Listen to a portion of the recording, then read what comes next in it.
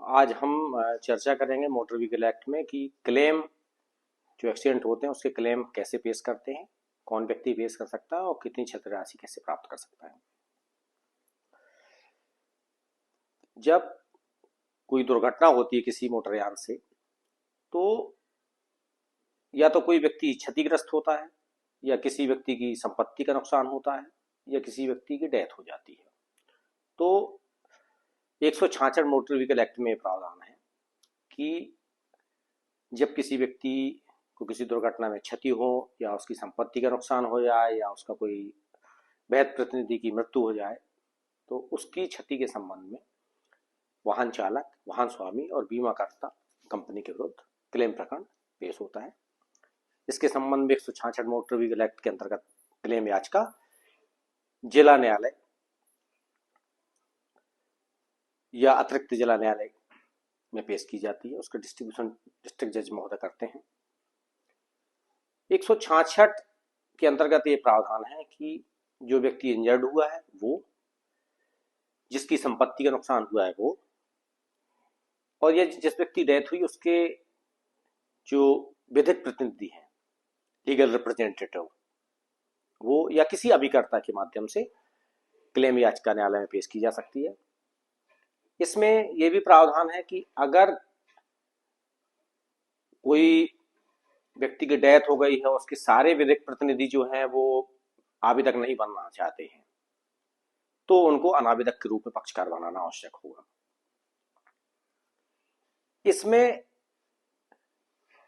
यह भी प्रावधान है इस सेक्शन में कि क्लेम याचिका कहां कहां पेश होगी। जहां पे दुर्घटना हुई है वहां के न्यायालय में पेश हो सकती है, जहां आवेदक रहता है या व्यवसाय करता है आवेदकगण, या जहां पे अनावेदकगण यानी ड्राइवर, मालिक और बीमा कंपनी की जहां कार्यालय है, व्यवसाय करते, निवास करते, इतनी जगह जुरिडिक्शन होता है कोर्ट में। अभी जो नया मोटर व्हीकल एक्ट लागू हुआ 1 अप्रैल 22 से, उसमें 166 का सबसेक्शन 3 में एक प्रोविजन किया गया कि कोई भी दावा याचिका दुर्घटना दिनांक से 6 महीने के बाद स्वीकार योग्य नहीं होगी। यानी कि लिमिटेशन डाल दिया कि अब दुर्घटना दिनांक से 6 महीने के अंदर केस फाइल करना पड़ेगा। हालांकि ये जो इशू है ये अभी वर्तमान में माननीय सुप्रीम कोर्ट के समक्ष पेंडिंग है, क्योंकि ये सोशल जस्टिस पे बेस्ड है पूरा। पर व्यक्ति को होने वाली क्षति को फौरी तौर पर राहत देने के लिए बनाया गया है कि पर व्यक्ति सफर ना करे।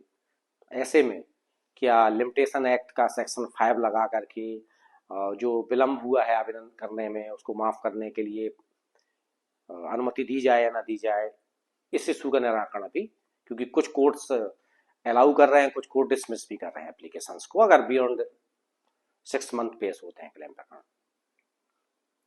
तो ये एक आवेदन करते हैं अपन की दुर्घटना के संबंध में। अब क्षति 2 प्रकार की हो सकती है किसी व्यक्ति की। एक तो स्थायी या साधारण चोट, एक गंभीर चोट हो सकती है जिसमें विकलांगता भी आ सकती है। किसी का पैर कट जाए, किसी का हाथ कट जाए, या किसी को ऐसी चोट आ जाएगी जिससे उसकी इनकम इफेक्टेड हो जाए। क्षति संपत्ति की ऐसी हो सकती है कि मान लीजिए कोई बाइक से जा रहा है, आपको टक्कर किसी ने मारी, तो आपकी बाइक या कार क्षतिग्रस्त हो गई, तो वो प्रॉपर्टी का लॉस हो गया। कई बार आप ऐसा देखते होंगे कि कोई ट्रक चला जा रहा है, अचानक किसी घर में घुस जाता है कोई, तो वो नुकसान कर दिया उसने, तो प्रॉपर्टी का लॉस हो गया। पहले लिमिटेड था कि 6-7-8 हजार रुपए देंगे, लेकिन अब वो लिमिट खत्म कर दी गई है। अब प्रॉपर्टी लॉस में अनलिमिटेड। इसमें मोटर व्हीकल एक्ट में 166 के अंतर्गत जब एप्लीकेशन आती है, तो इसमें एक महत्वपूर्ण तथ्य जो प्रमाणित करना पड़ता है, वो ये प्रमाणित करना पड़ता है कि वाहन चालक की तेजी व लापरवाही, रैश एंड नेग्लिजेंट एक्ट के चलते ये दुर्घटना हुई। और आपको इसमें डिसीज की या जो इंजर्ड है उसकी एज, उसकी इनकम, अगर कोई व्यक्ति डेथ हो गई है तो उसकी आपको एज कितनी थी, उसकी इनकम कितनी थी, ये प्रमाणित करना पड़ेगी। उसके हिसाब से कैलकुलेशन होता है। अगर किसी व्यक्ति को चोट आई है, तो अगर उसको विकलांगता आई है तो कितने % विकलांगता आई, उसकी एज क्या थी, और वो विकलांगता उसकी इनकम को कितना % इफेक्टेड कर रही है, इसके आधार पर कैलकुलेशन होता है। लेकिन इसमें 166 के अंतर्गत जब अपन क्लेम पेश करते हैं तो तेजी व लापरवाही प्रमाणित करना पड़ती है आपको। इसमें क्लेम आप कितना भी कर सकते हो, कितना भी आपको मिल सकता है, बशर्ते आपको प्रूव करना पड़ेगा। अगर आपने मृतक की इनकम और उसकी उम्र प्रमाणित कर दी तो उस हिसाब से कैलकुलेशन होगा। लेकिन कई बार ऐसी स्थिति आती है कि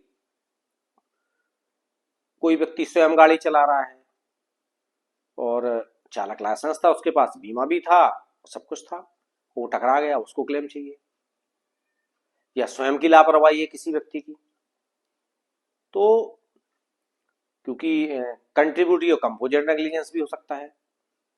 कंट्रीब्यूटरी नेग्लिजेंस और कंपोजिट नेग्लिजेंस क्या है, इसको भी समझना पड़ेगा।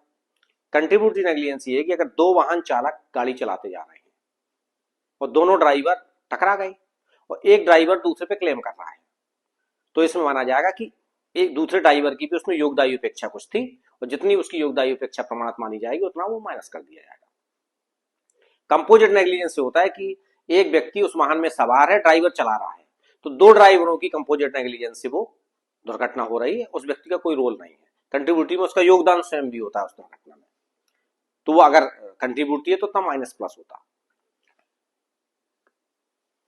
ये अपना एमपी हाई कोर्ट का एक फुल बेंच का जजमेंट है सुशील भदौरिया का।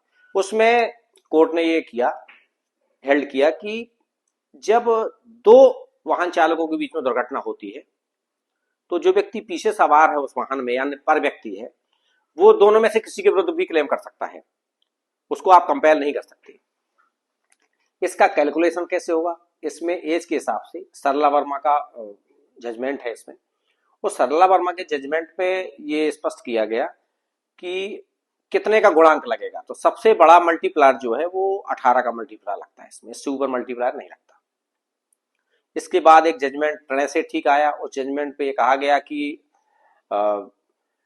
इसमें जो क्षति राशि का आकलन होगा उसमें संपदा हानि, अंत्येष्टि व्यय के संबंध में 15-15 हजार रुपए और सहचर हानि के संबंध में भी 40 हजार रुपए की राशि न्यायालय को दिलाना चाहिए और हर 3 साल में इसमें 10% की वृद्धि भी होगी। फिर एक जजमेंट इसके बाद महकमा नानूराम का आया माननीय सुप्रीम कोर्ट का, उसमें ये कहा गया कि साहब फिलियल कंसोर्टियम भी दिलाना चाहिए। अगर किसी का पिता खत्म हो गया तो बच्चों को प्रेम स्नेह के लिए 40% वो फिलियल कंसोर्टियम भी आप दिलाइए, और माता पिता है तो उनको भी 40% फिलियल कंसोर्टियम आप दिलाइए। तो इस प्रकार से जजमेंट्स भी इसमें आए हैं। इसमें मान लीजिए हमको लापरवाही सिद्ध नहीं करना, तो कई बार आप ये देखते हैं कि हिट एंड रन के मुकदमे होते हैं, अज्ञात वाहन कोई मार के भाग गया, पता ही नहीं चला वाहन किसने मारा, तो इसमें गवर्नमेंट पॉलिसी बनाती है और इसमें केंद्र सरकार और राज्य सरकार इसका फंड जनरेट करते हैं और इसमें हिट एंड रन के मामलों में डीएम कार्यालय में, कलेक्टर के कार्यालय में मामले पेश किए जाते हैं। उसमें अगर डेथ हो गई किसी व्यक्ति की तो 2 लाख रुपए तक मिल सकता है, फिक्स है, और किसी को अगर स्थायी विकलांगता आ गई तो 50,000 रुपीज तक मिल सकता है।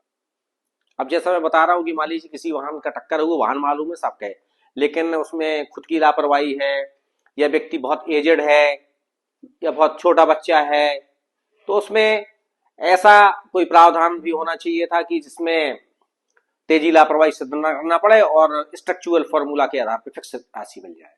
तो इस संबंध में भी 146 मोटर व्हीकल एक्ट में सेक्शन का प्रोविजन किया गया। 164 में प्रावधान है कि कोई व्यक्ति अगर वाहन दुर्घटना में डेथ हो गई या इंजरी आ गई तो इसमें आपको कुछ भी प्रमाणित नहीं करना, सिर्फ वो वाहन की दुर्घटना प्रमाणित करना, ना तो तेजी लापरवाही प्रमाणित करना, ना आपको किसी प्रकार की उपेक्षा प्रमाणित करना। इसमें फिक्स है, लेकिन अगर किसी व्यक्ति की मृत्यु हुई, चाहे वो बच्चा हो, चाहे बूढ़ा हो, चाहे जितना इनकम करता हो, उसको सीधा 5 लाख रुपए मिलेगा। और अगर किसी व्यक्ति को स्थायी विकलांगता आ गई तो 2.5 लाख रुपए फिक्स है। आपके इलाज में कितना, मान लो इंजरी आ गई, आपको 4-10 लाख रुपए खर्चा हुआ हो तो फिक्स मिलेगा 2.5 लाख और 5 लाख। लेकिन ये कई बार प्रोविजन इसलिए लाभकारी है कि अगर कोई बहुत एजेड है, पता चला 70 साल से ऊपर का व्यक्ति खत्म हुआ, तो मल्टीप्लायर बहुत कम लगता है, 5 का मल्टीप्लायर लगेगा, तो 5 के मल्टीप्लायर में कितना गुणांक होगा, उसकी इनकम के हिसाब से कम बनेगा, 5 लाख भी नहीं मिलेगा। कोई बच्चा मर गया है छोटा सा, उस पर भी 5 लाख नहीं मिलेगा। या कोई व्यक्ति स्वयं गाड़ी चला रहा है, उसकी लापरवाही सिद्ध हो रही है, तो आप खुद टॉर्ट फीसर होकर खुद के लिए क्लेम कैसे करेगा? तो ये 164 का एक प्रोविजन बनाया गया है कि इसके अंतर्गत ये इनको प्रावधान है। इसमें जैसे जो इंजरीज होती है, तो इंजरीज में राजकुमार अजय कुमार का एक माननीय सुप्रीम कोर्ट का जजमेंट है, उसमें बताया कि किस आधार पर कैलकुलेशन करेंगे।